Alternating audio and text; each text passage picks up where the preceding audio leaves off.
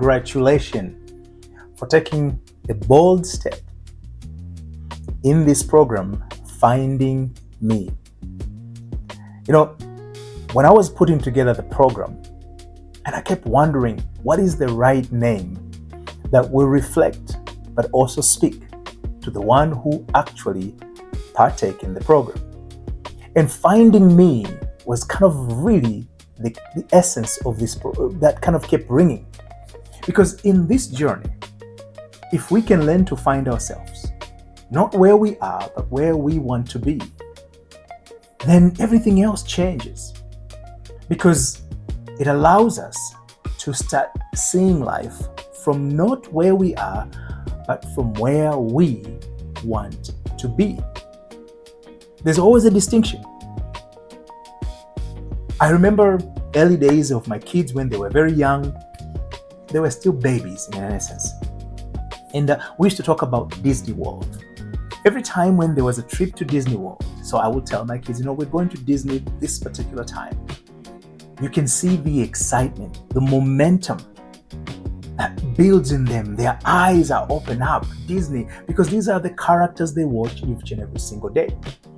But what actually lights up is not being at home hearing about Disney. It's in fact seeing themselves in Disney. That's what lights their world. In Disney, oh my God, this and that. And as they grew older, I could still see the same excitement when we say, this spring, we're going on vacation at this place. And then as they get older, I allow them to plan for where they wanted to be. And also, even in that, after they decided the place, you can see the excitement as this builds up each and every single day. And the closer it gets, the excitement is big. But the excitement is not about being home, because all of a sudden, they start looking at each and every single day from the point of view of the vacation spot. And so therefore, as the time keeps moving forward and get closer, the excitement gets bigger because the picture becomes much clearer and more relevant. They found themselves on a vacation spot. And so therefore, they are living every single day from that point of view. It allows to keep the momentum going. It allows to create excitement and change the attitude of them even before they arrive to the spot. And so this is the essence of this very program, to allow you to find yourself where you are supposed to be. So with that being said, I want to ask you a very simple question that maybe you have noticed about yourself, that this tension that exists. The same example I provided to you, if an example, I give them the option at the beginning of the year, 2 years before, I say, we're going to go to this place. They start looking at where they are. It's going to be a year later, 2 years later. They look at the distance.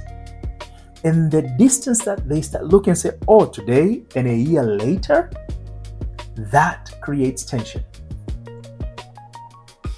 And the scriptures call it a war in heaven.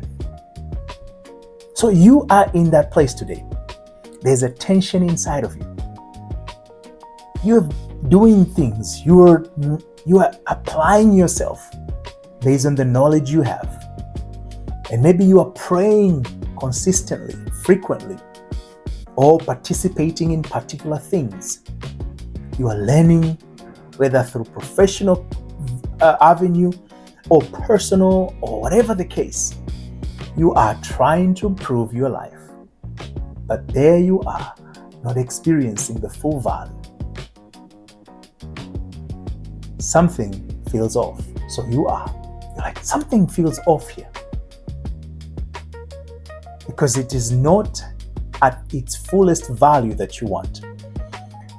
But as you're feeling that, I just want to assure you, you're not broken. You're not dramatic. You know, whatever names people might have called you or you have thought of yourself, that's not true. The only truth is you are disconnected from yourself. That's why this is about finding you. In essence, you're saying finding me. Not me, but you finding yourself. Almost like you are living. That's what it feels. And most of you are in that place. But truly, you are inhabiting in life. In other words, you are surviving. You are busy. You have a good career. You're making maybe decent money. And maybe you're not. But regardless of where you are not feeling comfortable with what you are surrounded with. Is that feeling familiar? This moment is for you then. If there's a level of familiarity, you are at the right place, at the right time. Most people think their struggle is about discipline, consistency, or effort. So most people will apply that. But the real struggle is simpler, but deeper. And in this particular program, we're going to unveil that. We'll walk you through holding your hands so we can work together where you can find yourself. It's not that you don't know what to do. It's that somewhere along the way, you are stopped relating to yourself. And when I use the word yourself, I am talking that ideal experience, that goal, that desire you want to experience. That's what I'm referring to. When you stop relating to that and start relating to that which you are experiencing today, you become disconnected. You learn how to perform, you learn how to survive, you learn how to meet expectations. But that's surviving. That's inhabiting. You're inhabiting these states over and over. But you were never taught how to remain consistent with that which you want to experience, the peace. And in fact, most of you might have forgo and say, this is not going to work for me. I don't think, maybe I'm not made up for this. I'm not cut for this. I want to tell you today, you are made up for it. You are cut for that. And the joy that you would have loved to have, the warmth, the peace of mind, all of those elements are yours for the keeping. I hope that makes sense. And if so, I want to remind you that what you're experiencing is a drift. You have drifted off. Not that you are broken, not that you are bad, not that you are disqualified from any of these things. All of these things, the reason you felt about these things, the reason you desire to aspire these things, it is because they were given as a gift by God to you. I want to break the myth here. You might have heard the word of God, the Spirit of Christ. The two are one and the same. And so John tells us in the beginning there was the Word, and the Word was with God, and the Word is God. And he says the Word was in the world, but the world did not know the Word. And that Word is Christ, the Spirit of Christ. So, if the Word is the Spirit of Christ, the Word of God cannot be the Bible. And you might think, Alpha, what are you talking about? Bear with me. Your mind will always resist when new ideas are introduced. The Bible, as you know it, is an instruction book. It's a manual about how you can discover this word. That is the beginning. That is the creator of everything. And that desire to be is the very word that comes, that knocks in your consciousness, seeking its expression. But because you were never told as such, you held it. You rejected it. You said, I don't qualify for it. I don't fit for it. Let me tell you the truth. Nothing we have in this world came out of anything but somebody who had a desire, had an aspiration. And that person could not have qualified for it because that thing was never existence before. So how could they qualify for it? How could they qualify to create a cell phone? How could they qualify to fly a plane? There was no plane to fly. So in the beginning, they did not qualify. What qualified them is the word, is the desire. And you are about to learn that. You're about to learn how to align, how to become, how to find yourself first, because all of those follow thereafter.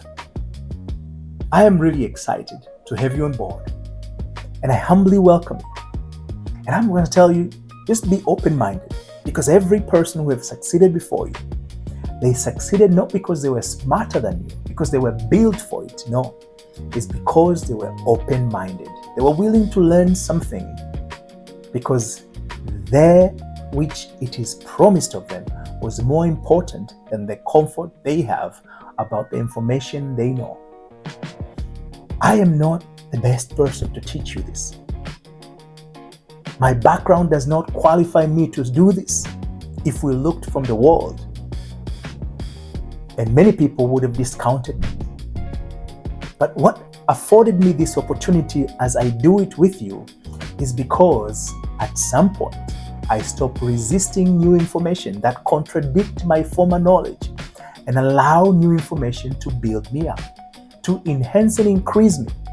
And it's through that allowance I became knowledgeable, one step at a time.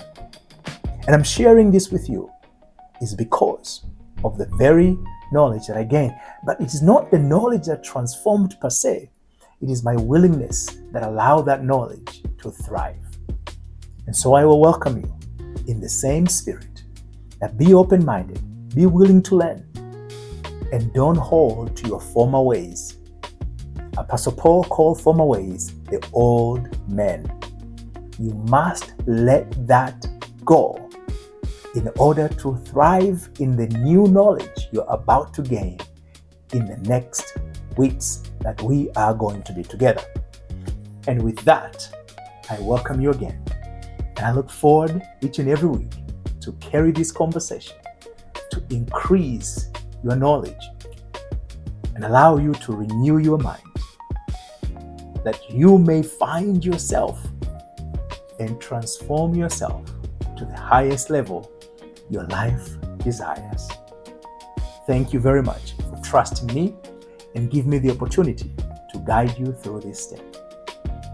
Until then, let's meet on the first lesson, where you are going to learn and discover the very Egypt that you have held, that it has the Pharaoh who have enslaved you, and the Moses who is coming, is knocking, is asking to lead you out.